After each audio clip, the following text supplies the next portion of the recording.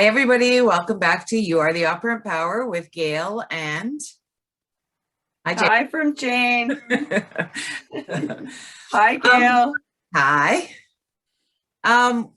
We made some, as we go along, we've been kind of figuring out what works best, what doesn't work best. We've decided that we're going to shorten the videos because they have tended to be sort of long. We just keep talking and talking and talking. So we're going to try and not do that. Surprise, surprise. Yeah, you should be the fly on the wall in the buildings where we talk. Anyway, so what we're going to talk about today is the second universal law, and it's the law of liberty. So we're going to go through and just talk briefly about each of the laws because they're always in effect, whether we're conscious of it or not. They're working, and you might as well know a little bit about them because they are affecting your life.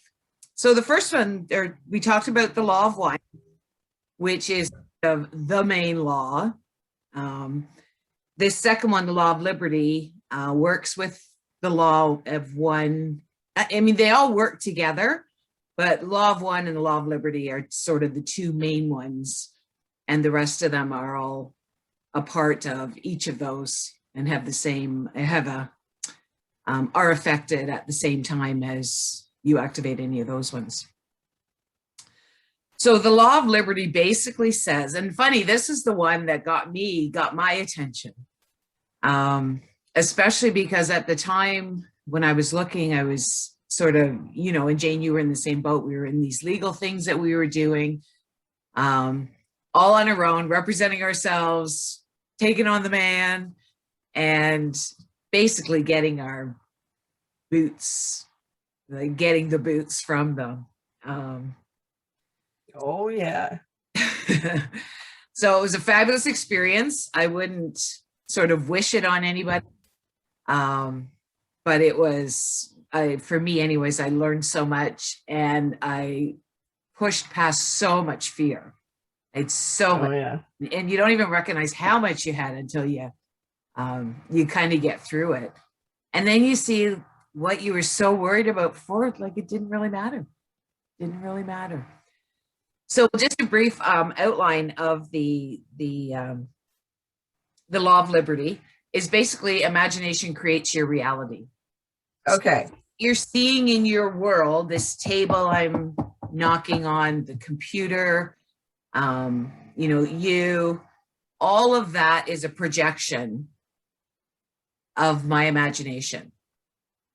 So it's kind of hard to wrap your head around because it's like this table makes noise. It feels so solid and so real. But to exist, it was imagined by somebody. For me to have it, at some point I imagined having a table. And here it is. Well, I can say that for me, when it clicked in, I was thinking that, again, I used to think, oh, sometimes you use your imagination. I was on the sometimes realm, which a lot of us are, because it's. Well, I didn't even think I had an imagination. Right. And so, and I was told, oh, you have way too big of an imagination. It was like, oh, it's too big or whatever. So it dawned on me one day when I was doing something, and as an artist, I see things in my imagination first, and then I express them.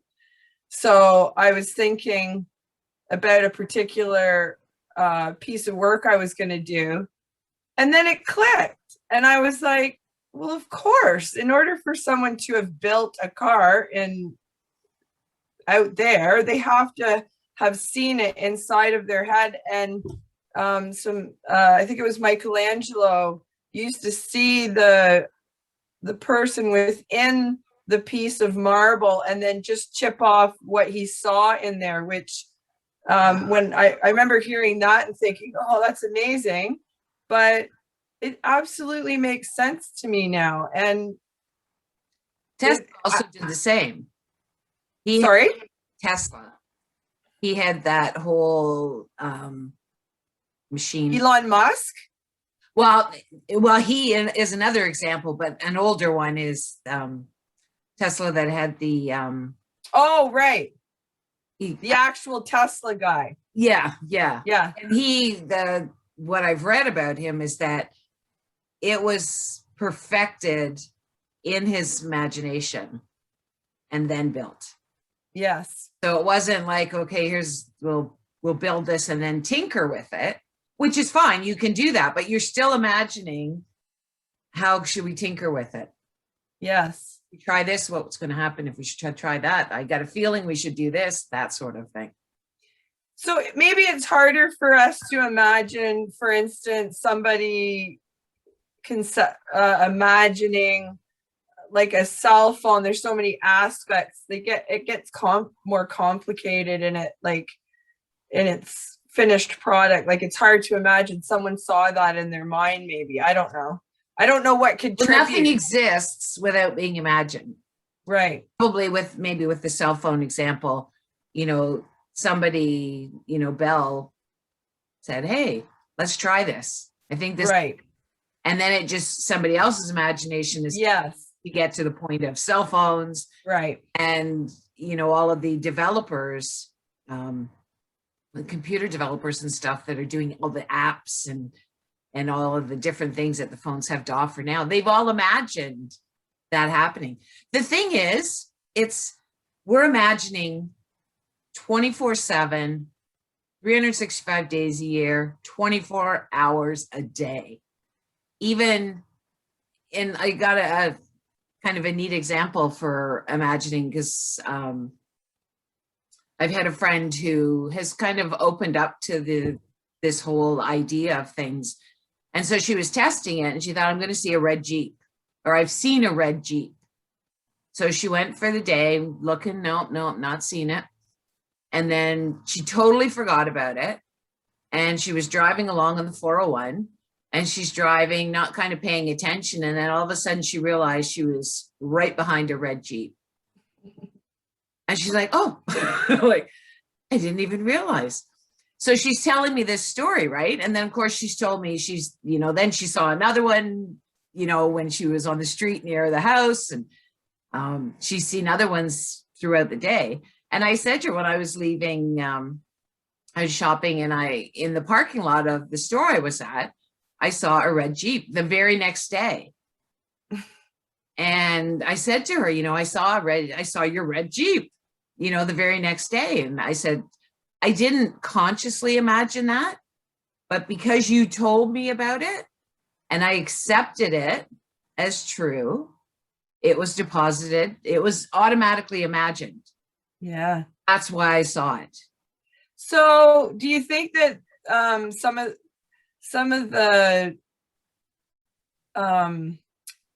I want to say beliefs about imagination, because it's like, let's say you want a certain type of lifestyle, and in your present situation you're not seeing any of that. And if you use your imagination every day and you picture exactly what you want, so you pay attention to what you want, and so maybe you want a red Jeep, so you keep paying attention to red Jeeps and you keep thinking about red Jeeps. Is that what's bringing it into our reality? Or explain that. You're imagining, when you think about, okay, I've accepted unconsciously that red Jeeps exist.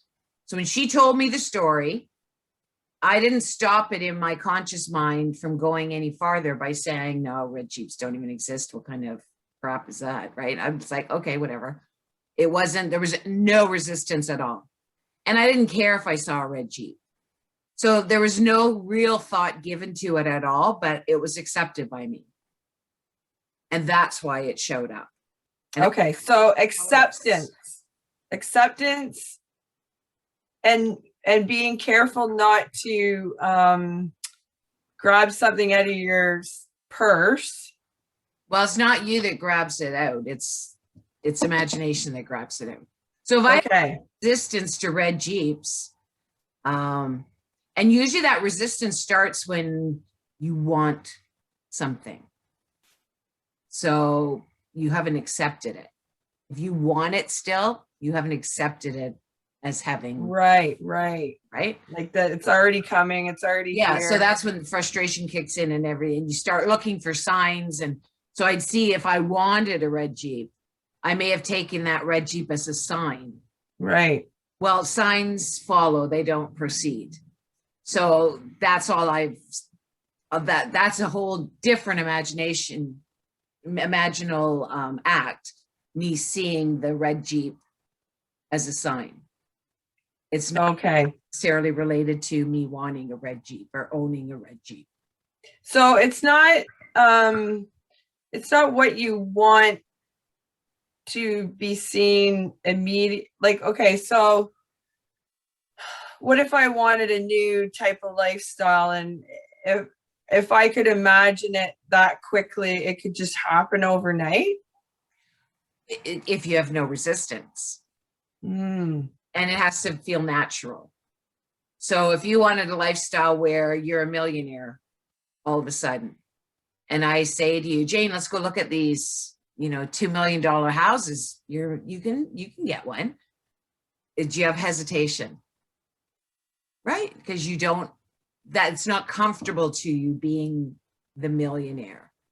You're not really feeling like you are a millionaire, right? You don't have $1 million. What are you doing? Are you kidding me? What are you like? You have all of this little conversation going on, right? And that is the imagination jumping into your purse, your subconscious purse, and whoop, are you sure? Do you really believe this? And so these are the things that you're having to revise. Okay. So it's basically like you've had other stories and narratives in the past about being a millionaire. So many times you've said to yourself, either consciously or subconsciously, or not accepted, oh, I could never do that. And that goes into your purse. Well, even if you have any issue with people with money, then that's an issue.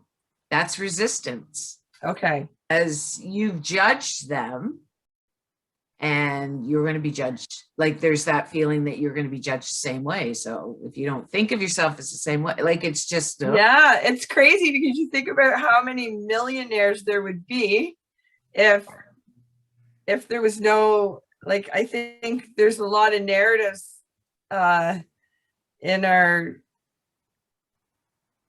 well, not so much anymore, because you hear about all these advertisements, you on YouTube even, this is how you're going to make a lot of money, and this is how to be a millionaire. But actually believing that you are one already, and you're living in that reality, I kind of get in your mind.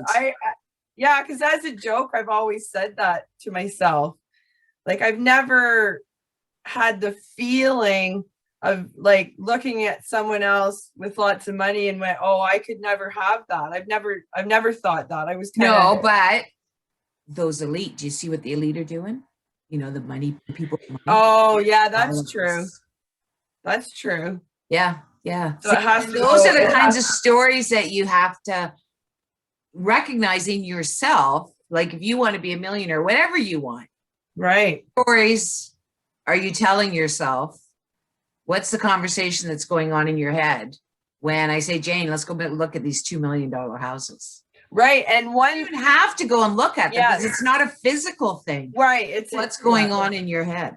Okay. So here's another good example. I used to say all the time, oh, I don't have enough money for that. I went through a period, and sure enough, I didn't have enough money. And someone said to me, a friend of mine said, you shouldn't say that out loud. Because that's going to be your reality. Well, it's not even out loud. Even in your head, right? But out loud, you're like confirming it out to other people and giving them the idea as well. And they're going to keep you in that state and think of you that way. So only because when you say it to someone else, they're going to automatically imagine it. They're not consciously imagining it, but they're going to accept it. Jane said that she doesn't have much money. Okay. Right. So. And then that manifests. I don't say that anymore. No. No. No. So with the law of liberty and with all of this that we're talking about now, the trilogy, in the Bible, Yes. the Father, the Son, and the Holy Spirit. In conscious manifesting, it's consciousness, imagination, and attention. So whatever. Oh, consciousness, imagination, and attention. Attention, which I is like love. this. Attention equals love. Oh, okay. A lot of attention to something, you must love it. Right. Would you? And That's been a good insight. Focusing on what you want, right? As opposed to what you don't want. And that's been a really good help in reframing any stuff that comes out of my purse, I guess you'd say, on anything is the is that what I want? Yeah. Yeah. Do I want to pay attention to that thing? And it's funny because there's like different situations, especially in relationships, where you like justify, well, of course I have to remember what that person did to me and keep it there. And, like people will even say that, oh, you gotta be fearful of, that's how you maintain your proper boundaries. And that gets tricky and muddy and ineffective in forgiveness. Those people where you don't want them to be. Exactly. And you're not forgiving and forgetting. Right. And you're paying attention to the thing you don't want. And you're harming yourself in doing that. It has no effect on, like, those people are just projecting back to you. Yes. What you are holding in your consciousness. So just to quickly, because our time will stop already. Time's up. Okay. Again, and I think the example with the red Jeep is really good about understanding that somebody just saying something to you, if you accept it, and you don't even have to say, oh, I accept that. It's if you don't say, no, red Jeeps don't exist. No, right. But they don't anymore. So, I mean, it's a silly example, but it's a good one just for understanding's sake. So she said to me, I imagined that I saw a red Jeep. Okay, cool. And then I did see one. Oh, cool. Yeah, great. So consciously at what I'm saying is, oh yeah, that's great. That's acceptance. And that's deposited. That's a first awareness. It's deposited in my subconscious purse. And then imagination, because I imagined seeing a red Jeep. When I say to you red Jeep, you may not recognize it in your mind's eye, but of course you're seeing a red Jeep. It may be a flash like that, so fast that you don't even recognize it, but you just right. It, and you do visualize it. So in her telling me about a red Jeep, I'm seeing this red Jeep in my head without trying to, but I am, which is imagination. So imagination goes into my purse, pulls that out, and presents the red Jeep to me. And I didn't give much attention to it. For the things that you, see, I didn't care if I saw a red Jeep or not. It was irrelevant if I saw a red Jeep. I didn't care one way or the other. For those things that that you desire, once you've accepted it, the attention, the love, like imagination will automatically start working. You've accepted it. It's been dropped in. Okay. Imagination automatically starts working. The speed at which it works is based on the amount of love that you have for what it is that you want. So if you want $1 million, are you loving on having accepted $1 million? Or are you like, oh, I just love that I can do this now. I can do that now. Oh, but wait a minute. Then I'd have to pay more taxes. Well, wait a minute. Then maybe they wouldn't talk to me anymore. Be doing that because that's giving love to those things that you don't want. Yeah. And so at some point it becomes natural. The more love that you give to what you want, then it just becomes a natural thing and you don't have to focus on it anymore. You just know, you know that it's done. And you drop it, you drop the seed and allow Yeah, I've been practicing. And I've had a good week.